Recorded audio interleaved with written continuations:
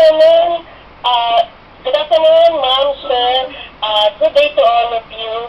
I'm Eden Andan, 45 years old, Saint of Soy, still single. Mo nagkipahan, mo silo, sai something like that. Uh, Working in Hong Kong for 13 years, sa Samlin, most of my experience was taking care of children, ages 2 years old, long soy, and I was the one who take care of them. I was the one who take them a bath, brushing their teeth, going to bed, and then I was the one who feeding them, playing with them, tutoring them, and then reading them the books, everything in the kids. I mean, I was responsible for it. Taking care of children in Hong Kong is not very easy. It depends upon the person. The patience is very long because most of the children in Hong Kong are very active. So when you need to hold your patience. So I have a long patience. I can handle your children very well. So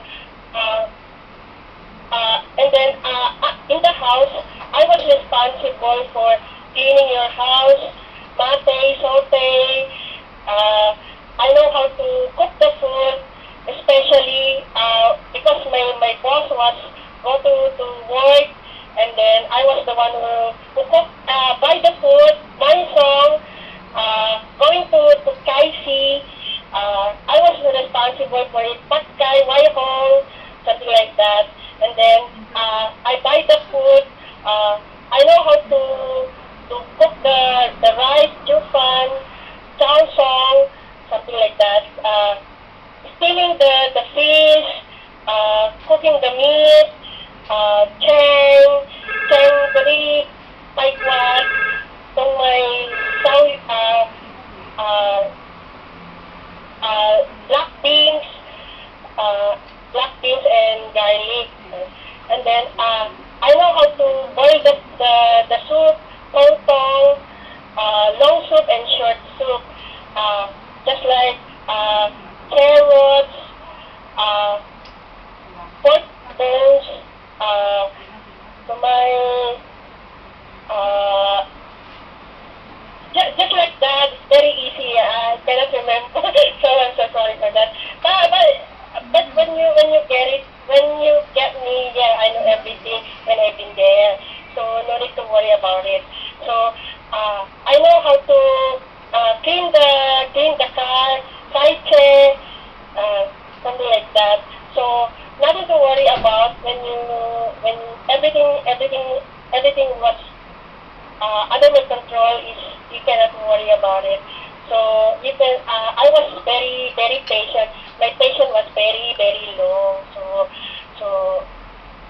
something like that. So if you don't like what I do, so let me know. So we can have a very nice relationship, working relationship. So if you don't like my attitude, just tell me so I can change or so whatsoever. So vice versa. If I don't like your what you're doing, so I can let you know also. So we can have a very nice and working relationship, working environment, something like that. So we can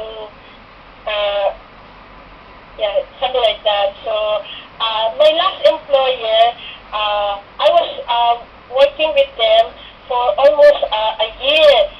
This is my first time to take care of bedridden patients, invalid Popo, Pasat Kalsoy.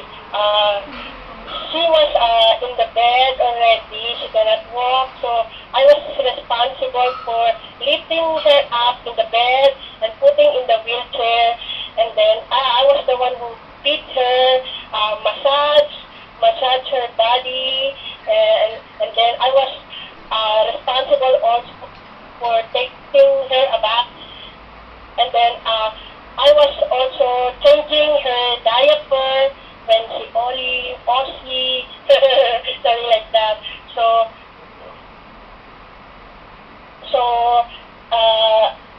that's it. So if ever you like me, I promise to do all my best, to my best of my abilities. So we can have a very, very nice working relationship.